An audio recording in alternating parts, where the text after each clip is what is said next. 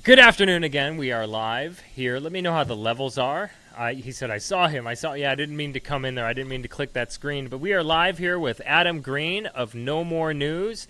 Many of you probably already know who Adam Green is, but we'll just run through his social media fairly quickly here. We have, of course, nomorenews.org, which is the central hub to get all of the social media for Adam Green, all of the news that he talks about, all of the videos that he posts. Of course, you know him on YouTube.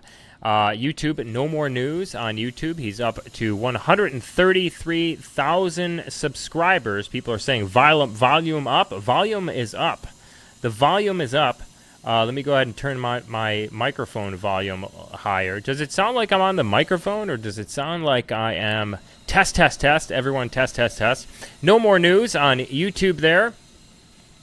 And then, of course, you can follow him on BitChute. He has 18,000 subs over there on BitChute. And then DLive. He started a DLive channel, and he has 8.2 thousand subscribers on DLive. Welcome, Adam Green.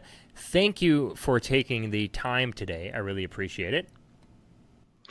Thank you. Sorry to bring you the bad news today. I guess if you consider it bad from about the ADL.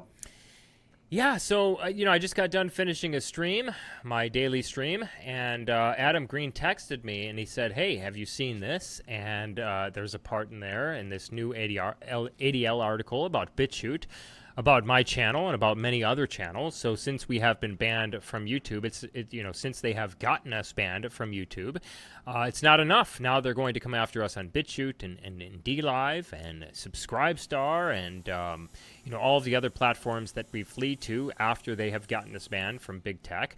I think they're quite angry that I was able to go from YouTube, since I've been building my audience on BitChute and DLive for months and months and months now, because I knew something like this would happen. They're quite angry that I was able to go from YouTube to BitChute and get thousands of views, almost half. I'm almost up to half of the views on every video that I got on YouTube.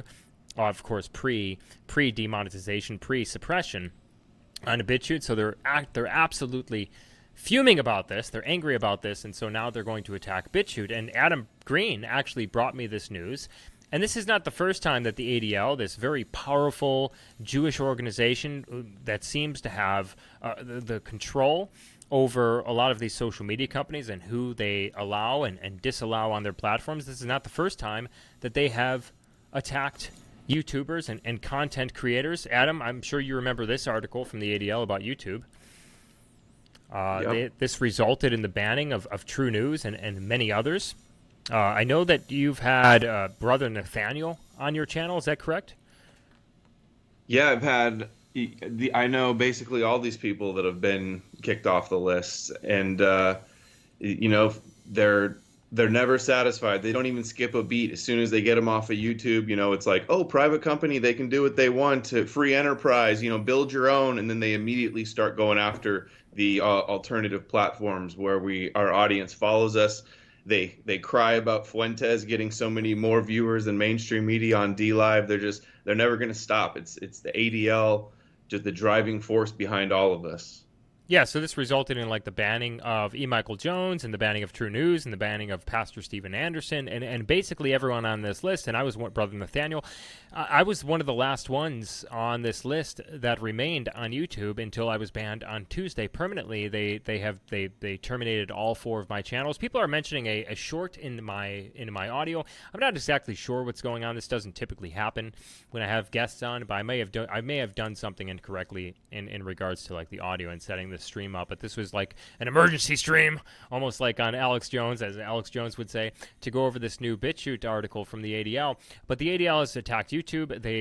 Time Magazine recently came after DLive and specifically targeted Nick Fuentes. And then, of course, this article that I went over in regards to Telegram, what they do in the shadows, examining the far-right networks on Telegram, where if you actually go to the discussion on this and the final analysis on this, it basically talks about how they are directing big tech companies to effectively slow boil the frog, as we would say, right? It says, we propose that outright bans of extremist users and groups might not be the best way to curb their influence and prevent users' radicalization. Bans are administered gradually and applied to few actors at a time might be a better solution. And this is exactly what they're doing here. And as you can see from this Telegram chart that they mention in this article, bashing Telegram, I had a pretty big influence. I still do have a pretty big influence on the Telegram That's amazing platform. to see you there. Like, it looks like you're all alone too. There's a big cluster with the other big accounts, but then you're standing alone there by yourself. Standalone Vince. That's exactly standalone Vince. I stand out. I stick out from the rest. Hope Not Hate attacked BitChute recently. This was actually on July 20th of 2020, and this leads us to the article that Adam Green texted me once I got done with my stream, and this is BitChute, a hotbed of hate. And I'll let Adam Green take it from here. Have you read through this article at all? What is the summary of this article? They're just doing the same thing that they were doing to us at YouTube, saying that they're not censoring enough. I'm wondering how they're going to pressure them behind the scenes. I think BitChute's already been kicked off of payment processors. They're going to get them excommunicated from the social media cabal so that they can't compete with the monopolies.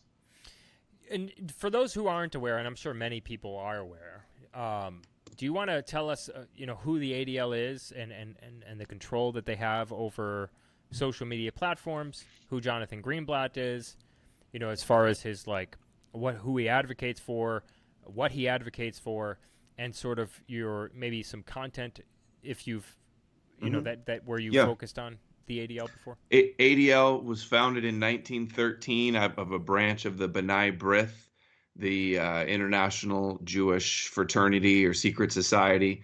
They were formed to defend the pedophile rapist Leo Frank, and now they've been busted, by the FBI, spying on Americans, controlling the movies in Hollywood, and then now they're trying to push this new anti-Semitism definition, the International Holocaust Remembrance Alliance. They're getting trying to get all mainstream media to adopt this. Social media, they just were running the boycott on Facebook because they weren't censoring everybody that they wanted.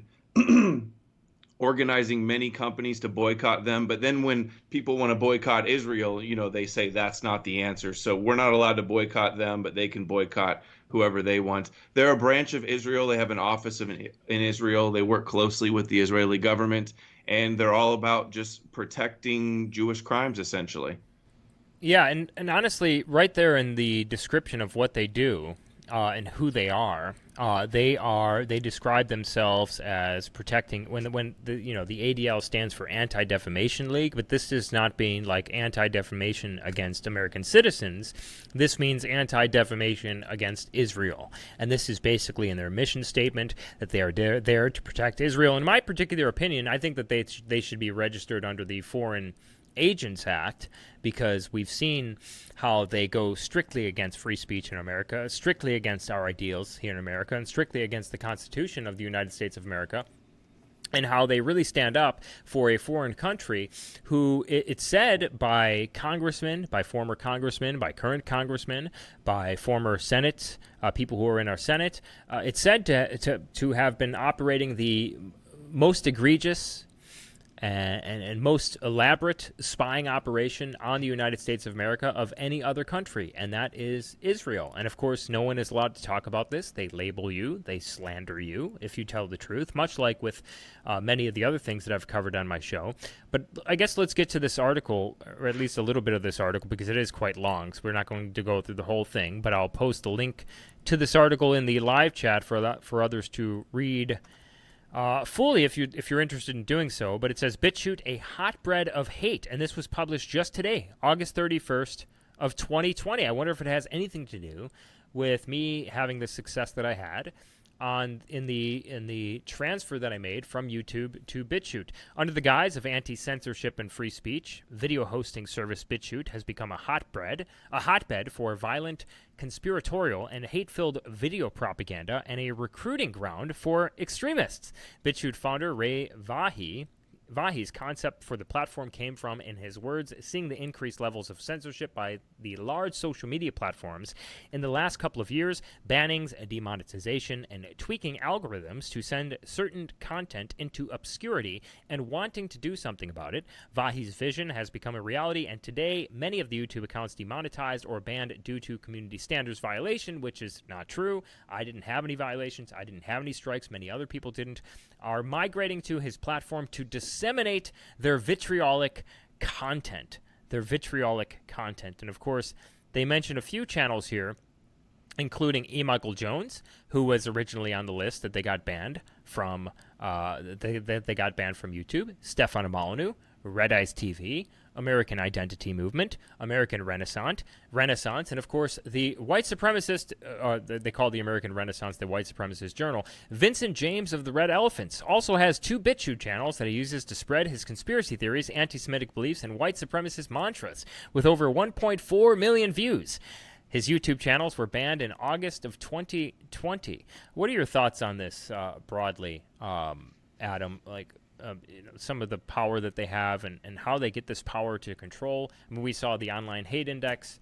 We saw what you just talked about in regards to the boycott.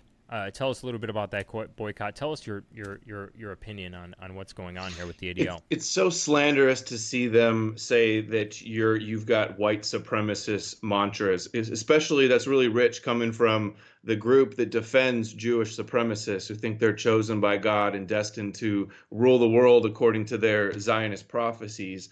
The ADL features quotes from top Chabad Lubavitch and other rabbis who have said incredibly supremacist stuff towards non-Jews, and it's just amazing the influence that these anti-American, anti-free speech organizations, anti-European people organizations, slanderous, that have declared war on free speech. And groups like Hope Not Hate can do a hit piece and say, oh, BitChute is dangerous. They suggest that social media shouldn't let their links be shared, and then Twitter adopts it a few days later. Like, they say jump, and the social media companies just say how high. I really hope BitChute, DLive, and these alternatives stand up to the ADL pressure. We saw how the ADL pressured, and then they'll shut people down for saying that Jews control social media when there's all these Jewish groups. It was big in the news a couple weeks ago that Facebook was changing, so they're going to censor anybody saying the conspiracy theory that Jews control the world. So the ADL, Jonathan Greenblatt, the Zionist Organization of America, all of these Jewish groups, the World Jewish Congress, Ronald Lauder, was pressuring them to adopt this definition. Sheldon Adelson, Trump's top donor, the Republican Party top donor, who says all he cares about is being a good Zionist and a good citizen of Israel, is donated a bunch of money to Elon Carr, the anti-Semitism czar that's trying to push this new definition everywhere. And this, you said in your video earlier today that this tech censorship should be the Republicans' biggest issue, or they're not going to win because we're the ones that are refuting the mainstream media. Well, Trump signed the executive order that implemented this definition of anti-Semitism. A lot of people are duped thinking that Laura Loomer is going to get into Congress and stand up to big tech. She's going there to censor more people who are talking about the Zionist agenda and Jewish influence in America. And it's this definition, it's all the things they're doing, essentially. They're telling us we can't, the people that control everything, the minority supremacist mentality tribe is bragging that we're jealous and that they've got influence. But then when we say it, they say it's a trope. A trope people have been saying since the beginning of time all around the world, but now they're just going to censor anybody that says it now. I mean, it's so transparent. Everybody gets it. I know your audience gets it. Yeah, as people are asking if I grew a beard overnight. No, this is Adam Green of No More News joining us for a discussion regarding the recent ADL article that was published about BitChute, targeting BitChute and targeting my channel on BitChute, which has garnered over 1.4 million views, and they're entirely upset that I was able to make that easy transfer from YouTube to BitChute, and then more people are subscribing to my channel. But I want to talk about the definition of anti-Semitism, because I think it's important to point this out. This is coming from the State Department, actually. And it seems like every time I go back to the State Department definition of anti-Semitism, it seems like they just keep adding on more bullet points to the definition of anti-Semitism. Now, one of the parts of this definition is super important to point out, and that is this part here. According to the State Department, this is anti-Semitism, accusing Jews as a people of being responsible for real or imagined wrongdoing committed by a single Jewish person or group throughout history, or even for acts committed by non-Jews. So what they're talking about, like a single act committed by a Jewish person throughout history, or a group of Jews throughout history, accusing all Jews as a people as being responsible for this is anti-Semitism. Now, what do we see going on with white Americans in this country right now? Well, they say that we have white privilege. There are, at Sandia Labs, the top nuclear research facility for the United States military, they're holding white re-education camps to talk about whiteness and white privilege in the Seattle City Council, and we're seeing this over and over and over again from the mainstream media, from the ADL itself, accusing white people as a whole people, as a people, for the wrongdoings of white people in previous history in the past. But where is our word? Where is anti-whiteism? Where is the word that we get to use on the State Department's website in order to defend ourselves against this? And another very interesting part of this anti-Semitism definition is this part here, accusing Jewish citizens of being more loyal to Israel or to the alleged priorities of Jews worldwide than to the interests of their own nations. Was it Theodore Herzl who founded founded Zionism, founded the political ideology World Zionist Congress, of Zionism, right? And what does Theodore Herzl say about being loyal to the nations? It's useless that they reside? it's useless to be a loyal citizen in the country you reside, because they're one people, and that the fundamental principle of Zionism is to have loyalty to Israel and to Zion. And that's another one of these definition clauses here, is that you can't question their loyalty to Israel. So all these obvious Israel obsessed, and not just Jews, there's a lot of Christian Zionists that are obsessed with Israel as well, how they wield so much power. And we're not allowed to say it. This definition, we're not allowed to talk about their control of any societal institution. Literally, you can't say that they control anything. You can't call them racist. They call us racist all the time. You can't call them supremacist. And you made a good point. Why do they have this preferential treatment? It should be everybody's equal under the law. Why do they have special rules set up to where people can't criticize them? If it's anti-Semitic to talk about Jewish supremacy, why is it not anti-white to talk about white supremacy, which they're, pushing everywhere nonstop? Right. There's no equality here. We're trying to protest for equality. We're trying to create a more equitable society here.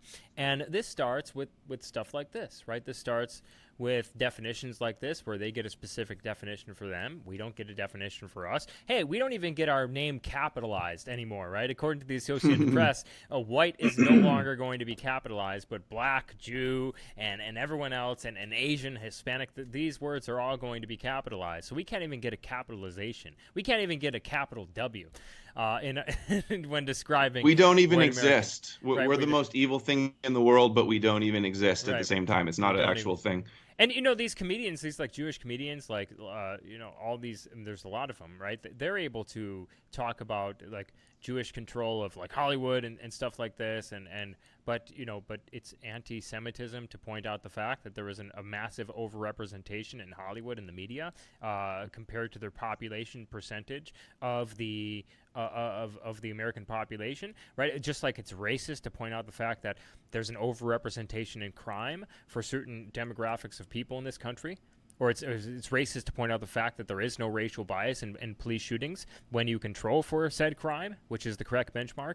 And these are the things that I get banned from my YouTube channel. And I make it a point to make sure that I'm correct. And if I'm incorrect in certain things that I say, forget about the guests that I have on my show, but the things that I say, if I'm incorrect, I will correct myself and make sure to issue a correction on all social media platforms. I do a better job than the mainstream media.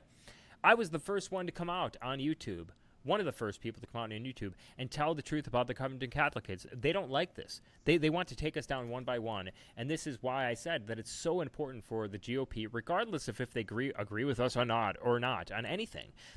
Those chairs at the table, those seats at the table in the culture war are going to fall one by one by one by one until no one is left on social media, including President Trump, unless they make this a top issue. It's so important that we have access to social media, and it's also important that we condemn groups like this, the ADL, who is getting control of social media algorithms and the coding for detecting hate speech, and is able to commence a boycott. Tell us about the boycott with Facebook. Who started that? Like, what happened with that boycott? That was the ADL. The Facebook did implement one of the definitions of anti-Semitism, where you can't say, conspiracy theories about them wanting to control the world, which literally is just, straight from the Talmud, straight from the Torah. I've documented it, their Zionist agenda extensively, and we need to have some big names talk about the ADL. The ADL, Jonathan Greenblatt gets to go all over the mainstream media. He gets to go into Congress completely uncontested. He never has to debate any of this stuff. It's just total free roll. They basically roll out the red carpet for him wherever he goes. And the influence that they have, they're working with PayPal. Remember, we got the leaked documents from the slides, the internal slides of PayPal, where right. their extended partner, the ADL they're working with, they're saying they'll censor you if you're anti-immigration. So you got to be mass open borders, pro-immigration, or you're censored from PayPal. And the other one was not white supremacy, not white nationalism, but just white advocacy. So a Jewish advocacy group, the ADL, is saying that you're banned from PayPal if you advocate for yourself, if you're white. Yeah, and that's exactly what they are. I mean, look at what the country of Israel is doing. Have we ever seen the ADL talk about this? Like, isn't it true that the official rabbinate advocated for DNA testing in order to become a citizen of Israel, and then the courts upheld this? Exactly. You have to test positive for Jewish DNA in order to become a citizen of the state of Israel.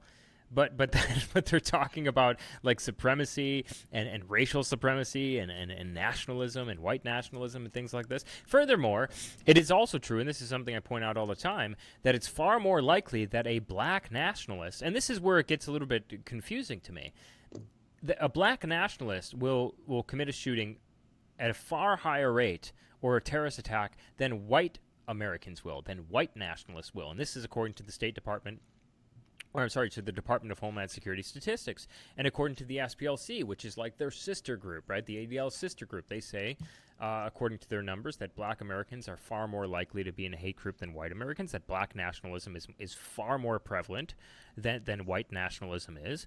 And it's also the case that black Americans will attack 90% of the anti-Jewish attacks that have occurred in America that over the past few decades were perpetrated by black Americans. So it's very confusing to me how they're never criticizing these attacks.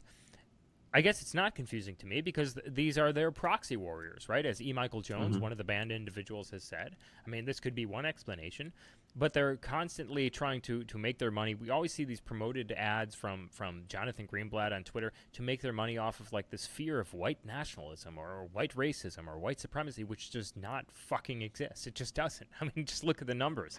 They cite Charlottesville, like the one example, right, a few years ago. There's Charlottesville, way worse than Charlottesville every day now with this BLM Antifa antics.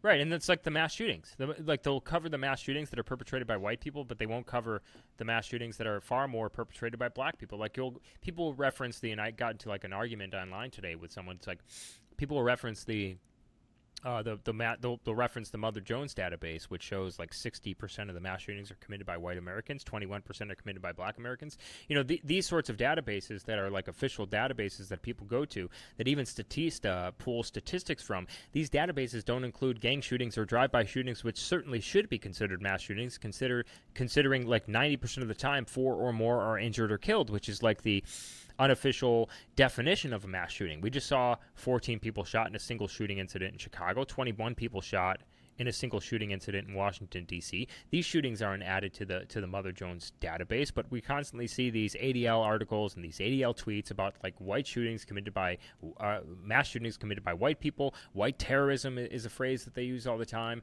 but it's the case that these mass shootings are happening all the time in regards to like as far as like the perpetrators are concerned, who are black American, but they never get covered. The ADL never talks about them. The SPLC never talks about them. And it's just this constant unfairness and this constant process of white Americans in this country becoming second-class citizens and being backed against the wall. And they're trying to subdue the reaction to this by suppressing us online and then going after the alternative media social media platforms and try to suppress us there as well, which I don't know if they're going to have the power to do that, honestly. I know the people at BitChute. I know, some of these people at some of these alternative social media platforms. I hope they stand up to them, but who knows? I mean, money has power. Money is, those who have the money have the power, as they say. So it's just so frustrating.